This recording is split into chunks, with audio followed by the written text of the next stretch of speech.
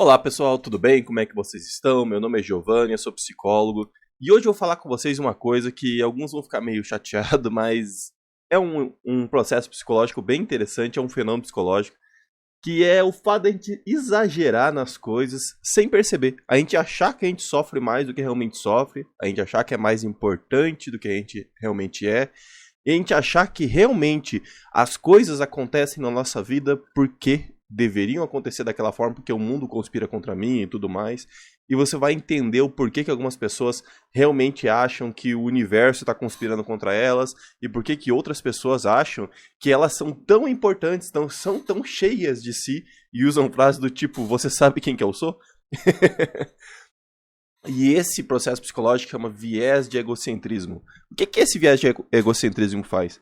Ele é aquele processo psicológico que ele faz a gente pensar que realmente a gente faz parte das pessoas seletas. Então, por exemplo, se eu pergunto para uma mãe ou para um pai se eles acham os filhos deles mais ou menos bonito do que a maioria, a tendência é que as pessoas respondam que é muito mais bonito do que a maioria é.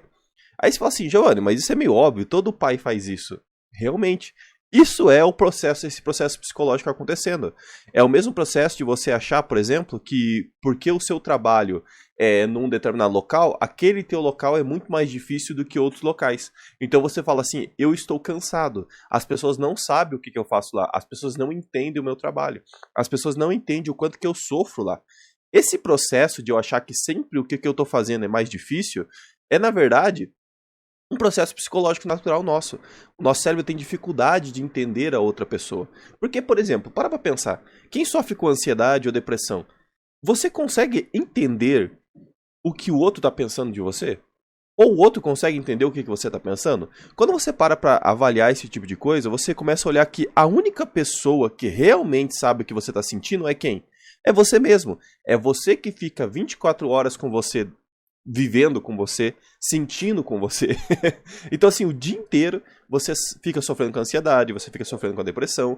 E quando você conta com uma outra pessoa, você fala assim, nossa, meu dia foi difícil, hoje eu fiquei o dia inteiro com o coração batendo, aquela sensação de que as coisas vão dar errado, uma sensação de que minha vida não faz sentido. E a outra pessoa escuta e fala assim, pois é difícil, né? E ela até às vezes sente o que você sentiu, ela compactua com as suas emoções, ela tem uma compreensão, uma compaixão com você, mas realmente ela não tá nem aí. E aí a gente pega e fala assim, nossa, Giovanni, mas por quê? Porque ela não sabe o que você sentiu, ela não viveu o que você sentiu. Então quando a gente começa a entender esse conceito, a gente começa a ver que a gente compartilhar nossas emoções, elas tendem a ser muito mais difícil das pessoas compreenderem do que realmente é a emoção. Então, por exemplo, se eu falo para a pessoa sobre a questão da ansiedade, ela vai sentir aquela coisa durante 10 segundos, enquanto você sentiu durante 10 horas. E para ela, não é a mesma força que você tá tendo, não é a mesma intensidade.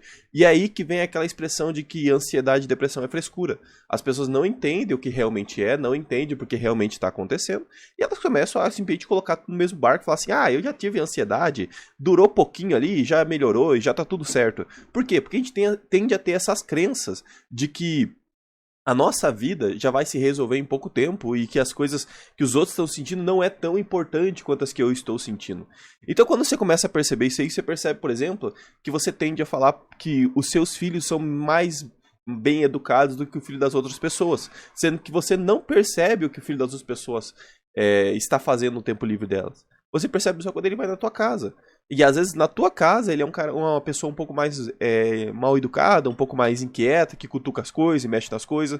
Quando você vai falar sobre o trabalho, você fala que o teu trabalho é um pouco mais difícil, porque o seu cérebro tende a criar uma fantasia de que a sua vida é mais difícil. De que, por exemplo, quando o pneu do carro estoura, a gente tende a associar que, não, aconteceu só comigo acontecem essas coisas. Tem aquela história, né, de que quando eu tô com raiva, tudo acontece e começa a dar mais errado. Por quê? Porque você tá com a adrenalina mais rápido, com mais adrenalina no corpo, tá com mais cortisol, você tende a se estressar mais, tende a fazer as coisas mais rápido. Quando a gente faz as coisas mais rápido, o que acontece? A gente tende a errar mais. Por isso que cai chave no chão, por isso que a gente bate o pé na mesa, por isso que a porta não abre direito, por isso que eu não acerto o buraco da chave, porque eu tô tremendo. E aí o que eu falo? O universo está conspirando contra mim. Meu Deus do céu, tem o bicho ruim aqui dentro da minha casa. Por quê? Porque o nosso cérebro tende a projetar esse tipo de coisa. A gente tende a achar que a gente é o centro do mundo e que o mundo está reagindo em volta da gente. Então, isso é um processo psicológico muito interessante. É uma coisa que, quando a gente entende, a gente começa a ter uma visão um pouco mais humilde da gente, um pouco mais lógica também, porque a gente para de achar que as coisas são em volta da gente. Significa que a gente vai se livrar desse processo psicológico? Não. As pessoas têm isso.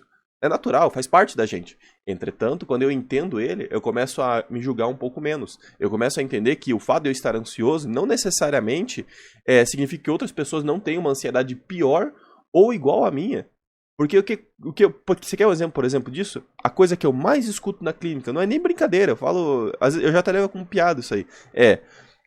Doutor, quando eu contar a minha história pra você, você vai pegar e vai desistir de fazer psicologia, porque a minha história é muito triste. Quando eu escuto isso aí, eu falo, não, tudo bem, né, vamos ver, tá. Mas na realidade, eu já escutei isso no mínimo umas 3 pessoas durante a semana. E isso é interessante porque a pessoa realmente acredita que a história dela é realmente pesada, e provavelmente é. Mas ela sempre coloca num patamar de que ninguém no mundo passou por algo parecido com ela. Ninguém no mundo viveu aquela experiência com ela. A gente tem muito essa questão da nostalgia dos mais velhos, né? De acreditar que no tempo deles era melhor. Sendo que, por exemplo, quando eu vou conversar com alguém mais velho, as pessoas têm dificuldade de comer doce. Hoje em dia tá muito mais fácil você comprar algumas porcarias, você armazenar alimentos. Se você for avaliar, a geladeira tem 80 anos. Tem pessoas bem mais velhas que não viveram com geladeira. E você consegue imaginar um mundo sem geladeira hoje em dia? Como que o mundo tá mais difícil, entendeu? Tá mais perturbado. As coisas estão muito melhores.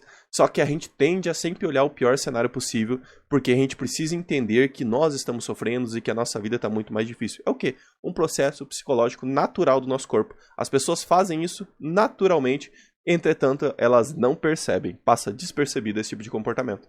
Beleza, pessoal? Meu nome é Giovanni, eu sou psicólogo. Se você conhecer alguém que está sofrendo com algum problema psicológico, tem dificuldade de lidar com algumas coisas do dia a dia, quer aprender sobre ele, quer entender sobre como funciona, entre em contato comigo. Eu trabalho com serviço de psicologia online, então você pode fazer de qualquer lugar do mundo que você tiver. A gente consegue fazer o atendimento.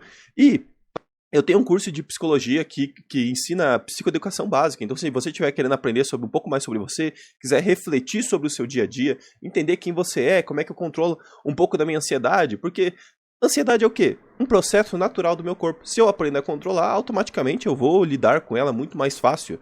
Significa que ela vai acabar? Não, não tem como acabar com a ansiedade. Tem como eu controlar e entendê-la. Então, se alguém promete, por exemplo, que vai acabar com a ansiedade, é papo furado. A ansiedade é um processo natural do seu corpo que você aprende a controlar e você para de sofrer com ela. Isso realmente a gente consegue fazer. Porém, acabar com ela não acontece. Beleza, pessoal? Tem o link aqui embaixo do curso.